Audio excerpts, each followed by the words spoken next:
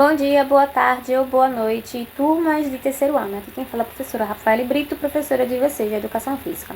E hoje a gente dá continuidade dentro do nosso assunto, que é esporte, né? Estamos ainda na terceira unidade. Semana passada já enviei nossa segunda atividade dentro deste conteúdo, que foi para vocês realizarem uma pesquisa sobre o esporte e doping, né, nessa relação de saúde. E aí vocês fazerem essa atividade em grupo ou também pode ser individual, não tem problema algum. Portanto, que seja uma atividade em vídeo, como eu estou solicitando.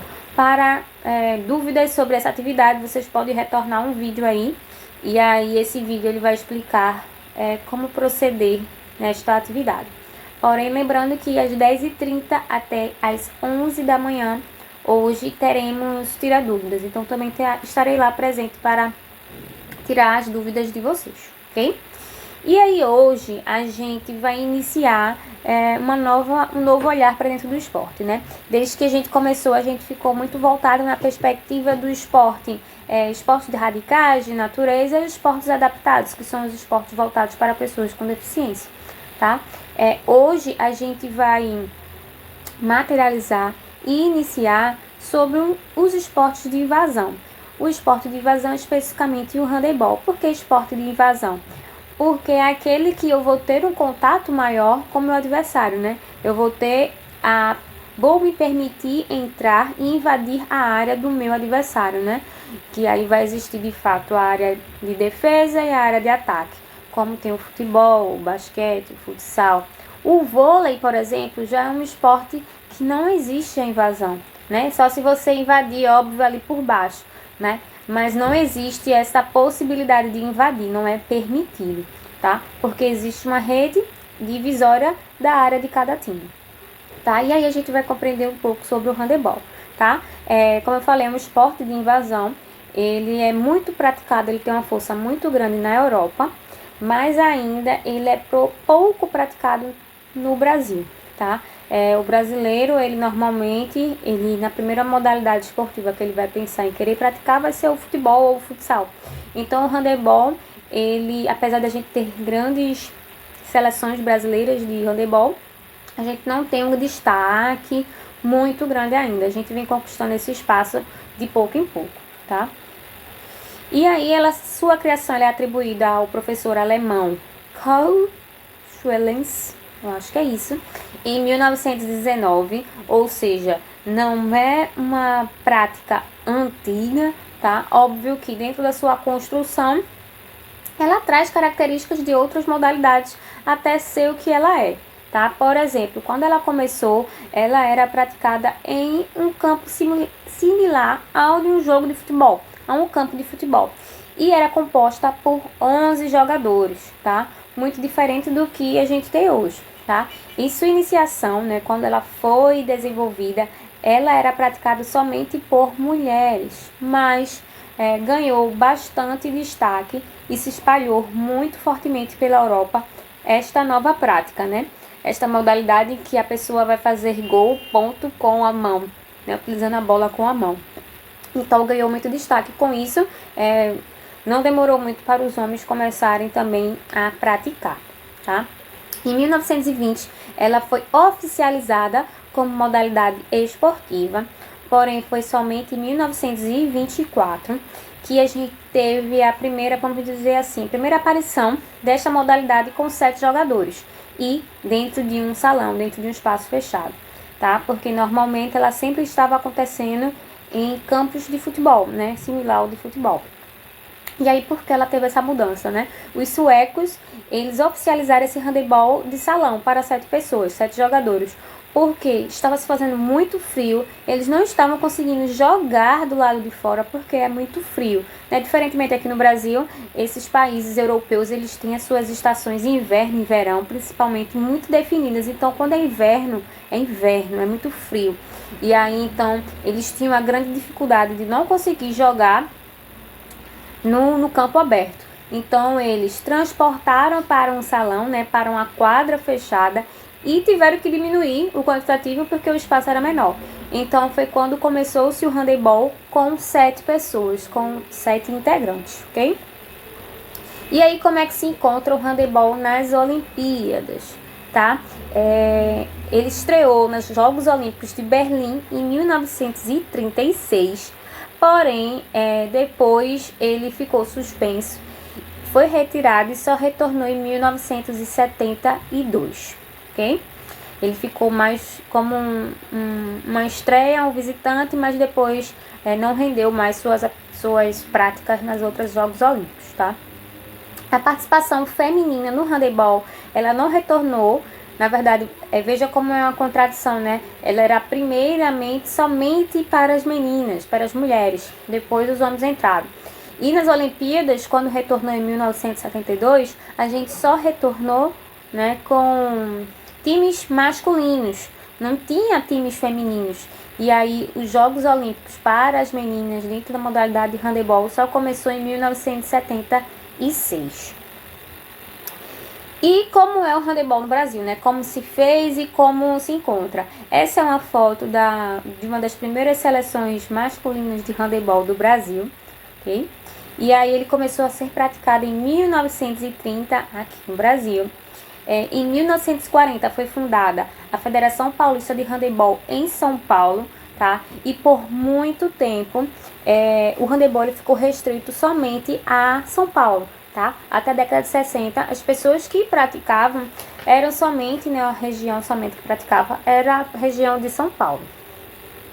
E aí depois, né, dessa década de 60, começou-se a ter uma divulgação maior. E aí começou a ser desenvolvido em escolas, em clubes, em academias de esportes, enfim, tá? E o Brasil estreou nas Olimpíadas com a modalidade de handebol em 1992, tá? E aí, os destaques que a gente tem atualmente, né? Por exemplo, o ano passado a gente teve o Pan-Americano de Lima, tá? E aí a seleção feminina conquistou o hexacampeonato, tá? Ou seja, é um time muito forte, o time feminino. Há 6 anos vem ganhando o Pan-Americano. Se eu não me engano, só foram 2 que elas não ganharam e mesmo assim elas ficaram em segundo lugar. A seleção masculina, o ano passado, no Pan-Americano, conquistou o bronze, tá? E em relação ao Pan-Americano, o masculino eles já ganharam 3 ouros, 4 pratas e 2 bronzes, ok? Já as meninas, como eu disse, 6 ouros e só perderam 2 vezes e ficaram em prata, tá? Com 2 bronzes. Nos Jogos Olímpicos, o Brasil nunca chegou a ficar nem em quarto lugar, tá? Desde a sua estreia. Então, o Brasil não chegou ainda a ficar nem em quarto lugar dentro dos Jogos Olímpicos, mesmo o feminino quanto o masculino. Nós somos uma potência de handebol, mas o destaque é muito aqui na América, tá? Vocês dá para perceber, o Brasil é bom em handebol, porém, dentre os países da América, vamos dizer que o Brasil, tanto feminino quanto masculino, é muito positivo, principalmente feminino. Porém, em termos mundiais, a gente ainda tem muito que conquistar e avançar. Até porque se a gente for comparar, o handebol, o berço dele vai ser lá na Europa. Então, a gente tem times muito bem desenvolvidos, técnico e taticamente, tá? O Brasil é muito bom, porém, quando chega a competir com esses países, a gente acaba não se destacando tanto. Porém, quem sabe, nos Jogos Olímpicos do próximo ano, o Brasil consiga conquistar pelo menos um dos 3, né? Das 3 colocações primeiras, tá? E aí temos as principais características do handebol, que a gente vai aprofundar na próxima aula, falando sobre regras, fundamentos, ok? Mas aí, o que é o handebol, né? Basicamente, o que a gente precisa compreender. É disputado por 2 equipes de 7 integrantes, tá? Em cada lado, no qual desses 7 integrantes, um é o goleiro e 6 vão ficar na linha, tá? Utilizando uma bola, trocando passes com a mão, tá? É importante lembrar que é com a mão e não com o pé. E tem como objetivo marcar o maior número de gols possíveis na baliza adversária, tá? No gol adversário. E aí a gente vai ter o destaque que o tempo do handebol é dividido em 2 tempos de 30 minutos cada. A gente vai ter um intervalo de 10 a 15 minutos entre cada etapa. Existem 2 árbitros e um cronometrista, tá? E normalmente também existe uma pessoa que fica marcando, né, a pontuação. O jogo vai envolver dribles, passes, recepção de bola entre os jogadores. Esses detalhes de fundamentos, né, que são os principais fundamentos, movimentos corporais desenvolvidos no handebol, a gente vai visualizar ao longo das outras aulas. O arremesso é uma técnica muito utilizada para fazer gols. Aquela primeira imagem daqui da aula, a gente percebe, né? E a maneira de segurar a bola no jogo é chamada de empunhadura, tá? Então, isso é um detalhe aí, uma característica muito importante do handebol. E aí, quando for na próxima aula, a gente vai aprofundar sobre essas questões de regras e fundamentos, tá? Aqui eu trouxe para vocês uma imagem da quadra do handebol, tá? Como acontece, vocês percebem ali o goleiro, ele vai ter toda aquela área ali, laranjinha para eles, né? No qual a gente não pode invadir, a gente, como mesmo sendo do meu próprio time, eu não posso estar invadindo a área do goleiro, né? E aí, muito menos os adversários. O único que pode tocar com a bola com o pé vai ser o goleiro, tá? E mesmo assim, ele precisa estar dentro da sua área. Se ele estiver fora da área de gol, se ele utilizar a bola tocando com o pé, vai ser falta, tá? Então, ninguém pode utilizar o pé no jogo de handebol, ok, minha gente? Somente o goleiro, que ele pode utilizar o pé nos momentos de defesa, não tem problema algum, mas ele precisa estar dentro da área do gol, ele não pode estar fora. A quadra ela vai ser 40 por 20 metros e o gol mede de 3 por 2, tá? Como eu falei, a partida tem 2 tempos de 30 minutos cada. E aí a gente consegue perceber, né, os 6 jogadores de linha e o goleiro. Tranquilo, gente? Na próxima aula, a gente vai aprofundar melhor sobre essas questões do handebol. No Tira Dúvidas de hoje eu estarei lá disponível para vocês, tá? E a gente também vai visualizar alguns vídeos de handebol hoje, lá no Tira Dúvidas, que vai ser de 10h30 até as 11 horas, ok? Então é isso, beijos, qualquer dúvida estarei lá e estou no aguardo das atividades de vocês, ok? Tchau, tchau!